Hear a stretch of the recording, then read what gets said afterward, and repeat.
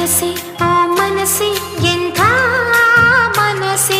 ಈಗ ಅಸಮಾಧಾನ ಜಾಸ್ತಿ ಆಗಿದೆ, ಜನಗಳಿಗೆ ನೆಮ್ಮದಿ ಇಲ್ಲ, ಮನಸ್ಸು ಪ್ರಶಾಂತವಾಗಿಲ್ಲ, ಚಿಂತೆ. ತಂದೆ ಶಿಸ್ತು ಕಲಿಸ್ಬೇಕು ಮಕ್ಕಳಿಗೆ. ಇವತ್ತು ತಂದೆ ತಾಯಿ ಇಬ್ಬರು ಪ್ರೀತಿ ಮಾಡ್ತಾರೆ, ಮುದ್ದು ಮಾಡ್ತಾರೆ, ಮಕ್ಕಳಿಗೆ ಪ್ರೀತಿಯೂ ಇಲ್ಲ, ಶಿಸ್ತು ಇಲ್ಲ. ಜನ ಊಟಕ್ಕಿಂತ ಔಷಧಿ ಜಾಸ್ತಿ ತಿಂತಾರೆ. ಒಂದು ಬೊಗಸೆ ಅನ್ನ, 2 ಬೊಗಸೆ ಮಾತ್ರೆ. ವಾಕಿಂಗ್, ಜಾಗಿಂಗ್, ಯಾವ್ದಾದ್ರು ಒಂದು ವ್ಯಾಯಾಮ, 4 ದಿನ ಪ್ರಶಾಂತ ಮನಸ್ಸಿಗೆ. 4 ಇತ್ತು ಅಂತಂದ್ರೆ ಆರೋಗ್ಯ ನಿಮ್ಮ ಮನೆ ಬಾಗಿಲಲ್ಲಿ ಬಂದು ಕುತ್ಕೊಳ್ಳುತ್ತೆ. ಸರಳವಾಗಿ ಬದುಕಿ, ಪ್ರೀತಿಯಿಂದ ಬದುಕಿ, ನಿಮ್ಗೆ ಯಾವ ಕಷ್ಟ ಬರಲ್ಲ. ಕಷ್ಟ ಬಂದು ಸಹಿಸೋ ಶಕ್ತಿ ಬರ್ತದೆ. ಮಾನವನಾತೆಗೆ ಕೊನೆಯಲ್ಲಿ ದಾನದಲ್ಲೇ ತುಂಬ ಒಳ್ಳೆ ದಾನ ಯಾವ್ದು ಗೊತ್ತಾ? ಕನ್ಯಾದಾನ, ವಿದ್ಯಾದಾನ, ಅನ್ನದಾನ, ಏನೇನೋ ಹೇಳ್ತಾರೆ ದೊಡ್ಡವರು. ಆದರೆ ಎಲ್ಲಕ್ಕಿಂತ ಭಾಳ ದೊಡ್ಡ ದಾನ ಯಾವ್ದು ಗೊತ್ತಾ ಸ್ನೇಹಿತರೆ? ಸಮಾಧಾನ ಅಲ್ವಾ? ಲೈಫಲ್ಲಿ ಸಮಾಧಾನವಾಗಿದ್ದರೆ ಎಷ್ಟೋ ಪ್ರಾಬ್ಲಮ್ಗಳು ಬರೋದೇ ಇಲ್ಲ, ಬಂದರೂ ಸಾಲ್ವ್ ಆಗಿಬಿಡ್ತವೆ. ಅಂತಹ ಒಂದು ಸಮಾಧಾನದ ಸ್ಥಿತಿ ಎಲ್ಲರಿಗೂ ಸಿಗಲಿ ಅಂತ ನಾನು ಬೇಡ್ಕೊಂಡು, ನನಗೂ ಸಿಗಲಿ ಅಂತ ನೀವು ಬೇಡ್ಕೊಳ್ಳಿ ದಯವಿಟ್ಟು. ಬನ್ನಿ, ನಾವು ಸಮಾಧಾನ, ಮಾನಸಿಕ ಸಮಸ್ಯೆಗಳಿಗೆ ಉಚಿತ ಆಪ್ತ ಸಲಹೆ ಮಾರ್ಗದರ್ಶನ ಕೊಡುವಂಥ ನಮ್ಮ ಖ್ಯಾತ ಮನೋವೈದ್ಯರಾದ ಡಾಕ್ಟರ್ CR ಚಂದ್ರಶೇಖರ್ ಅವರ ಸಮಾಧಾನ ಸೆಂಟರ್ನ ನೋಡೋಕ್ಕೆ, ಟೂರ್ ಮಾಡೋಕ್ಕೆ, ಸರ್ ಜೊತೆ ಮಾತಾಡೋಕ್ಕೆ ಅಂತ ಬಂದಿದ್ದೀವಿ. ಸಮಾಧಾನ ಸೆಂಟ್ರು ಬೆಂಗಳೂರಿನ ಬನ್ನರಘಟ್ಟ ರಸ್ತೆ ಹತ್ರ ಇರುವಂತಹ ಅರಕೆರೆ ಮೈಕೋ ಲೇಔಟ್ನಲ್ಲಿದೆ. ನಾನು ಲೊಕೇಶನ್ ಹಾಕಿರ್ತೀನಿ, ಬನ್ನಿ. ಇಲ್ಲಿ ಬಹುತೇಕ ಉಚಿತವಾಗಿ ನಿಮಗೆ ಮಾನಸಿಕ ಸಮಸ್ಯೆಗಳಿಗೆ ಸಲಹೆ, ಚಿಕಿತ್ಸೆ ಎಲ್ಲವನ್ನು ಕೊಡ್ತಾರೆ. ಆಮೇಲೆ ಮಾನಸಿಕ ಸಮಸ್ಯೆ ಇದೆ ಅಂತ ಒಪ್ಕೊಂಡು, ನಂಗೆ ಸಮಸ್ಯೆ ಇದೆ ಅಂತ ಬಂದು ಇಂಥವ್ರ ಜೊತೆ, ದೊಡ್ಡವ್ರ ಜೊತೆ ಮಾತಾಡಿದ್ರೆ ಎಷ್ಟೋ ಪ್ರಾಬ್ಲಮ್ ಸಾಲ್ವ್ ಆಗುತ್ತೆ, ಬರೋದನ್ನ ತಪ್ಪಿಸ್ಬೋದು. ಅಥವಾ ಇದು ಏನೋ ನಿಮ್ಗೆ ದೇವ್ರ ಶಾಪ, ಆ ಶಾಪ, ಈ ಶಾಪ, ಯಾರೋ ಮಾಡಿಸ್ಬಿಟ್ಟವ್ರೆ ಅಂಥದ್ದೆಲ್ಲ ಫಸ್ಟು ನಾವು ಬಿಟ್ಬಿಡ್ಬೇಕು. ದೇವ್ರು ನಂಬಿ, ದೇವ್ರು ಎಲ್ರಿಗೂ ಒಳ್ಳೇದು ಮಾಡಲಿ, ನಾನು ದೇವ್ರು ಭಕ್ತಾನೆ. ಆದರೆ ವೈಜ್ಞಾನಿಕ ದೃಷ್ಟಿ ಕಡೆಗೆ ನಮ್ಮ ಗಮನ ಇರಬೇಕು ಅಂತ ಹೇಳ್ತಾ ಒಳಗಡೆ ಹೋಗೋಣ. ಬನ್ನಿ, ವೆಲ್ಕಮ್. ಇಂಥ ಒಂದು ವಿಶೇಷವಾದ ವಿಡಿಯೋಗೆ ನಿಮ್ಗೆ ಸ್ವಾಗತ.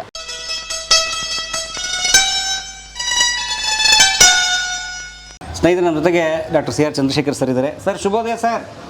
ಹಾಂ, ನಮಸ್ಕಾರ. ನಮಸ್ಕಾರ, ಹೇಗಿದ್ದೀರಿ ಸರ್? ಚೆನ್ನಾಗಿದ್ದೇವೆ. ಹೇಳಿ. ಭಾಳ ಸಂತೋಷ ಆಯಿತು. ಸೊ, ಸಮಾಧಾನ ಕೇಂದ್ರ ಹೆಸರು ವಿಶೇಷವಾಗಿದೆ. ಯಾಕೆ ಸಮಾಧಾನ ಅಂತ ಹೆಸರಿಟ್ಟಿದ್ದೀರಲ್ಲ?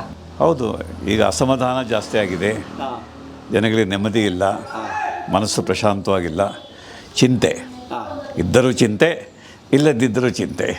ಹೆಂಡತಿ ಇದ್ದರೂ ಚಿಂತೆ, ಇಲ್ಲದಿದ್ದರೂ ಚಿಂತೆ. ಹಣ ಇದ್ದರೂ ಚಿಂತೆ, ಹಣ ಇಲ್ಲದರೂ ಚಿಂತೆ. ಹಾಗಾಗಿ ಇಲ್ಲಿ ಬಂದವರು ಚಿಂತೆಯಿಂದ ಬರ್ತಾರೆ, ಬೇಜಾರು ಮಾಡ್ಕೊಂಡು ಬರ್ತಾರೆ, ಸಮಸ್ಯೆಯಿಂದ ಬರ್ತಾರೆ. ಇಲ್ಲಿ ಬಂದರೆ ಅವ್ರಿಗೆ ಸಮಾಧಾನ ಸಿಗಲಿ ಅಂತ ಆಸೆ. ಅಂದರೆ ಇಲ್ಲಿ ಚಿಕಿತ್ಸೆ ಅಥವಾ ಬರೀ ಕೌನ್ಸಿಲಿಂಗ್? ಎರಡೂ, ಔಷಧಿ ಮತ್ತು ಮಾತ್ರೆ ಮತ್ತು ಮಾತು ಎರಡೂ ಸಿಗುತ್ತೆ. ಓ, ಮಾತಿಂದ ಕೆಲಸ ಮಾಡುತ್ತಾ? ಹೌದು, ಸಾಂತ್ವನ, ಒಳ್ಳೆಯ ಮಾತುಗಳು, ಅವ್ರಿಗೆ ಭರವಸೆ ಕೊಡ್ತಕ್ಕಂಥದ್ದು. ಇವತ್ತು ಸೋತಿದ್ಯಾ, ನಾಳೆ ಗೆಲ್ತೀಯಾ, ಇವತ್ತು ಹೆಂಡತಿ ಜಗಳಾಡಿ ತೋರ್ ಮನೆ ಹೋಗ್ಬಿಟ್ಟಾಳೆ, ವಾಪಸ್ ಬರ್ತಾಳೆ, ಯೋಚನೆ ಮಾಡ್ಬೇಡ ಅಂದರೆ ಮನಸ್ಸು ಸಮಾಧಾನ. ಯಾಕಂದರೆ ಅವ್ರು ಬರೀ ನೆಗೆಟಿವ್, ಏನು ಬರಲ್ಲ, ಅವಳು ಇನ್ನೊಂದು ಗೆಲ್ಲೋದಿಲ್ಲ, ಲಾಸ್ ಆಗೋಯ್ತು, ವ್ಯಾಪಾರ ಮುಗಿದೋಯ್ತು, ಇನ್ನು ಗತಿ ಇಲ್ವೇ ಇಲ್ಲ, ಸ್ನೇಹಿತ ಮೋಸ ಮಾಡ್ದ, ಆಸ್ತಿ ಹೊರಟೋಯ್ತು, ಕೋರ್ಟ್ಗೆ ಹೋದ್ವಿ, ಅಲ್ಲೊಂದು ನನ್ನ ಪರವಾಗಿ ತೀರ್ಪು ಬರಲಿಲ್ಲ, ಆಯಿತು, ಇನ್ನೊಂದು ಕೋರ್ಟ್ ಇದೆ, ಹೋಗಿ ಅಪ್ಲೈ ಮಾಡು, ಹೋರಾಟ ಮಾಡು, ಯಾರು ಗೆಲ್ತಾರೋ ಗೊತ್ತಿಲ್ಲ. ಅದು ಮಾತಿಂದನೇ ಸಮಾಧಾನ.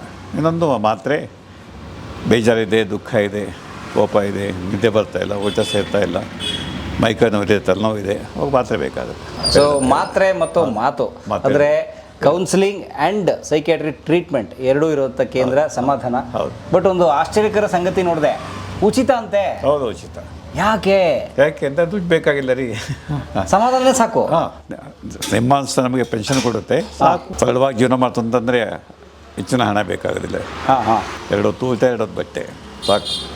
ಅದರಿಂದ ಇದು ಉಚಿತವಾಗಿ ನಡೆಸ್ತಾ ಇದ್ದೇವೆ. ಅದು ಕಳೆದ 18 ವರ್ಷದಿಂದ ಉಚಿತವಾಗಿ ನಡೆಸ್ತಾ ಇದ್ದೇವೆ. 40,000 ಜನ ಬಂದು ಸಮಾಧಾನ ಪಡ್ಕೊಂಡು ಹೋಗಿದ್ದಾರೆ. 40,000. ಒಬ್ಬ. ಮತ್ತು ಏನು ಸಮಯ ಇದ್ರದ್ದು? ಇದು ಬೆಳಿಗ್ಗೆ 11ರಿಂದ 1 ಗಂಟೆ, ಸಂಜೆ 5:30ರಿಂದ 8, 8:30, 9 ಆಗುತ್ತೆ. ತಾವೇ ಇರ್ತೀರಾ? ಹಾಂ, ನಮ್ಮ ಕೌನ್ಸಿಲರ್ಸು ಅಂದರೆ ಬನ್ನಿ, ಒಳ್ಳೆ ಟೈಮಲ್ಲಿ ಬಂದರು ಅವರು. ಹಾಂ, ಸೊ ನಮ್ಮಲ್ಲಿ ಪ್ರತಿ ದಿವಸ ಬೆಳಿಗ್ಗೆ ಒಂದು 4-5 ಜನ ಕೌನ್ಸಿಲರ್ಸ್ ಇರ್ತಾರೆ. ಹಾಗೆ ಸಾಯಂಕಾಲ 4-5 ಜನ ಕೌನ್ಸಿಲರ್, ಅವರೆಲ್ಲ ವಾಲಂಟಿಯರ್ಸ್, ಅವರಷ್ಟೇ. ನಾವೇ ಟ್ರೈನಿಂಗ್ ಕೊಟ್ಟಿದ್ದೀವಿ ಅವರಿಗೆ ಕೌನ್ಸಿಲಿಂಗ್ ಮಾಡೋದಕ್ಕೆ. ಸೊ ಅವ್ರು ಬಂದು ಪ್ರತಿ ವ್ಯಕ್ತಿ ಜೊತೆ 1.25 ಗಂಟೆ ಮಾತಾಡಿ ಸಾಂತ್ವನ ಹೇಳ್ತಾರೆ. ಅಲ್ಲಿ ಮಾತಾಡಿ ನಂಬರ್ ಕೊಡ್ತೇನೆ. ಈ ಥರ ಒಂದು 60 ಜನ ವಾಲಂಟಿಯರ್ಸು ನಮ್ಮ ಜೊತೆ ಕೆಲಸ ಮಾಡ್ತಾರೆ ಇದೇ ಕೇಂದ್ರದಲ್ಲಿ. ಒಂದು 2,000 ಜನಕ್ಕೆ ನಾವು ಟ್ರೈನಿಂಗ್ ಕೊಟ್ಟಿದ್ದೇವೆ. ಅವ್ರು ಬೇರೆ ಕಡೆ ಹೋಗಿ ನೀವು ಎಲ್ಲೆಲ್ಲಿತ್ತರೋ ಅಲ್ಲಿ ಸಾಂತ್ವನ ಹೇಳಿ, ಮೆಡಿಸಿನ್ ಬೇಕು ಅಂದರೆ ಇಲ್ಲೇ ಕಳಿಸಿ. ಅದು ಬೇರೆ ಈಗ ಬೆಂಗಳೂರಿನಲ್ಲಿ 45 ಜನ ಸೈಕಾಟ್ರಿಸ್ಟ್ ಇದ್ದಾರೆ. ಸಮೀಪದ ಸೈಕಾಟ್ರಿಸ್ಟ್ ಕಳಿಸಿ ನೀವು ಕೌನ್ಸಿಲಿಂಗ್ ಮಾಡಿ. ಸೊ ಮನೋವೈದ್ಯಕೀಯ ಬೇರೆ, ಮನೋಚಿಕಿತ್ಸೆ ಬೇರೆ, ಕೌನ್ಸಿಲಿಂಗ್ ಬೇರೆ. ಹೌದು, ಅಲ್ಲ ಕೌನ್ಸಿಲಿಂಗ್ ಚಿಕಿತ್ಸೆ ಒಂದು ಭಾಗ, ಓಹೋ ಓಕೆ. ಒಂದು ಭಾಗ. ಸೈಕಾಲಜಿ ಬೇರೆ, ಸೈಕಿಯಾಟ್ರಿ ಬೇರೆ.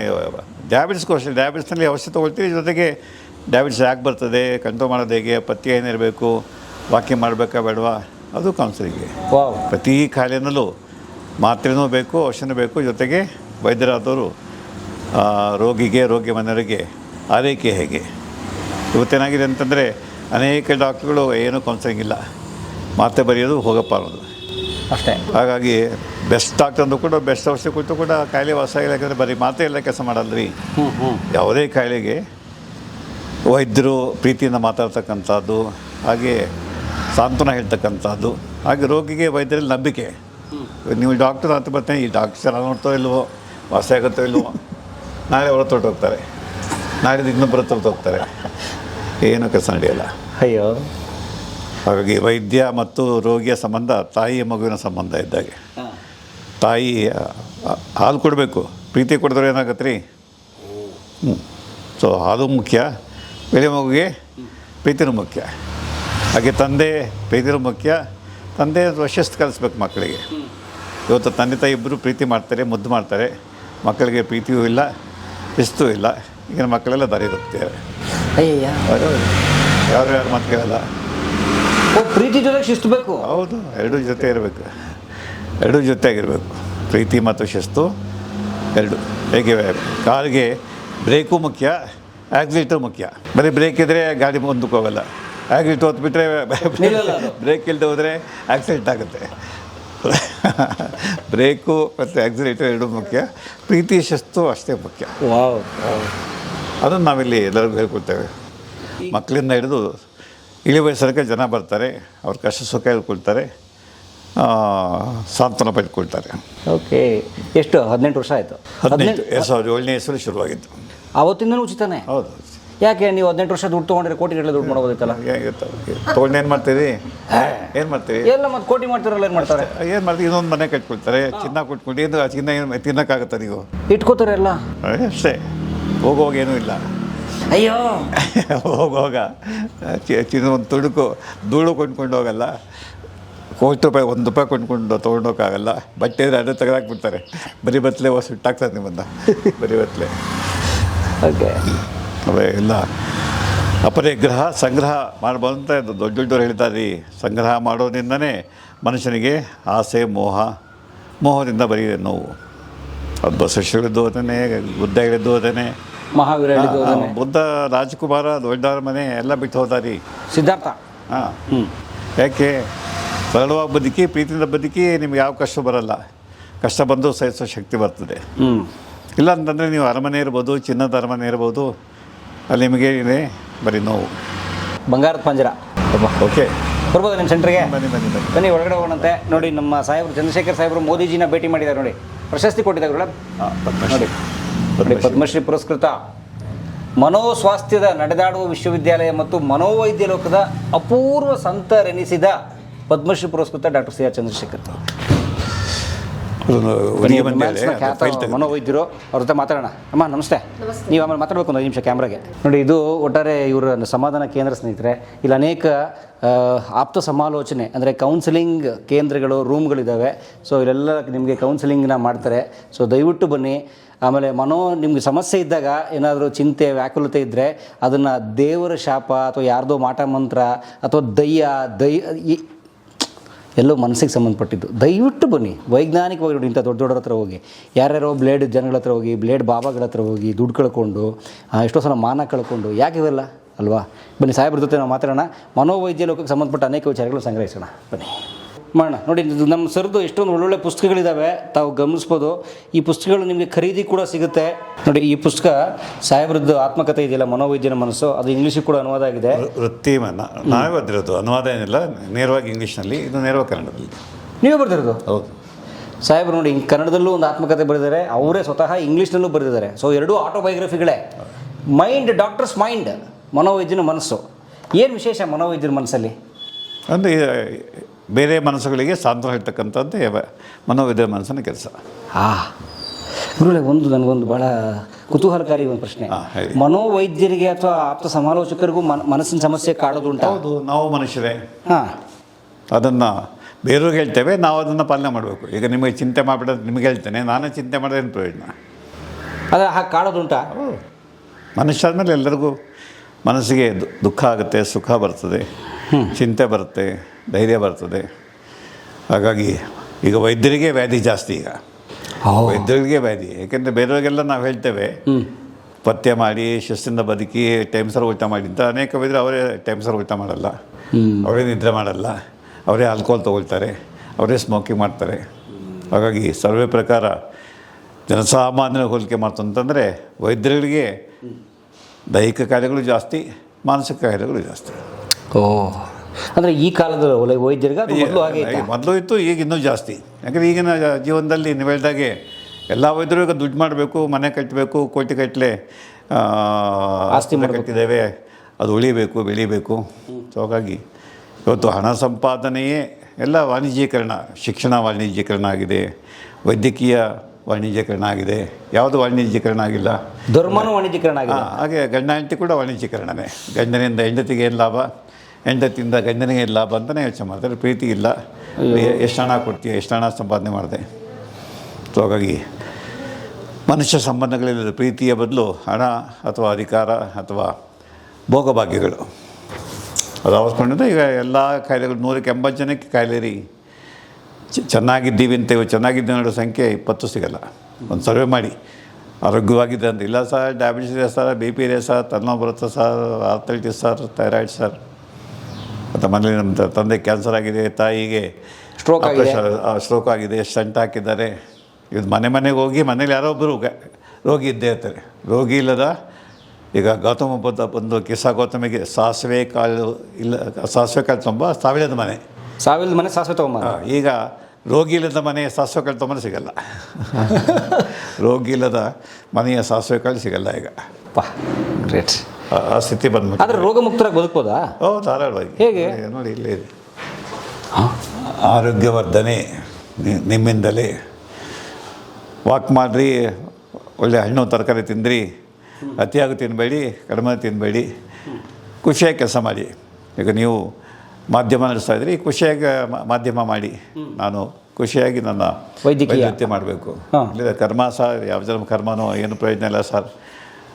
ಸಿಕ್ಕಾಪಟ್ಟೆ ಕಾಂಪಿಟೇಷನ್ನು, TRP ಏರಲ್ಲ, ಕಾಂಪಿಟೇಷನ್ನು, ಒಳ್ಳೆ ವಿಡಿಯೋ ಮಾಡೋಕ್ಕಾಗ್ತಾ ಇಲ್ಲ, ವಿಡಿಯೋ ಓಡ್ತಾ ಇಲ್ಲ, ಯಾರು ನೋಡ್ತಾ ಇಲ್ಲ, ಸೊ ದುಡ್ಡು ಬರ್ತಾ ಇಲ್ಲ. ನಿಮ್ಮ ಕೆಲಸ ಮಾಡಿ, ಆಮೇಲೆ ಅದೇ ಸಂತೋಷ, ತೃಪ್ತಿ. ಅವಾಗ ಟೆನ್ಷನ್ ಆಗಲ್ಲ. ಇಲ್ಲ ಟೆನ್ಷನ್ನು, ಸ್ಟ್ರೆಸ್ಸೇ ಈಗ ನಂಬರ್ 1 ಕಿಲ್ಲರ್.